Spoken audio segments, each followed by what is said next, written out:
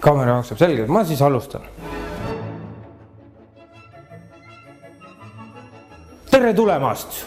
Oleme jõudnud omadega siis Toiduakadeemiasse ja käes on esimese saate algus. Täna me teeme meeste võileiva.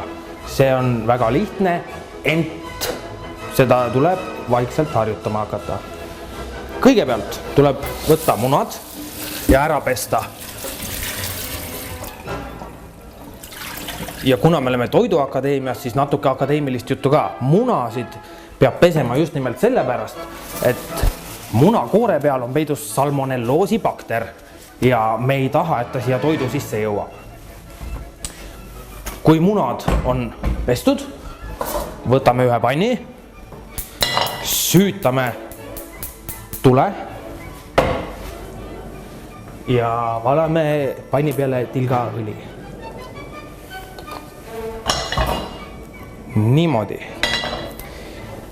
Üks meeste võileib käib niimoodi, et siia kõige alumiseks kihiks läheb loomulikult leib. Ja kuna see on ikkagi meeste võileib, siis läheb siia praeleib. Niimoodi leivaviilud praadima ja paneme tule peale ka teise panni. Seda siis loomulikult selle jaoks, et praadida ära ka sink, viinerid ja munad. Meeste võileiva vahele käib ohtralt majoneesi ja kui teil juhtub olema, siis ka mõni tomat.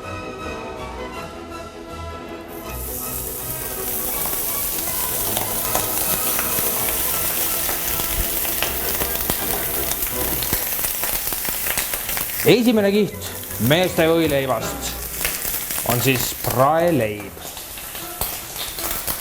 Sellele järgneb praetud sink.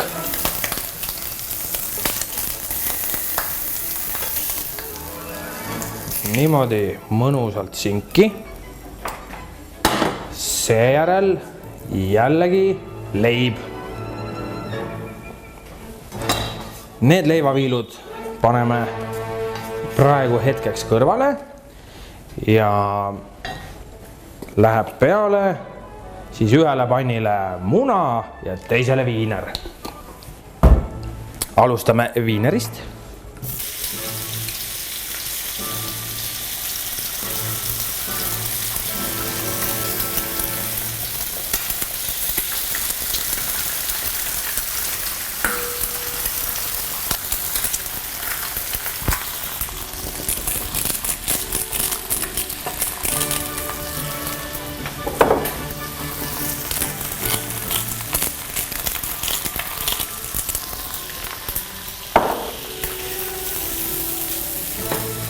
Nii, hakkab valmis saama siis meie meeste võileib.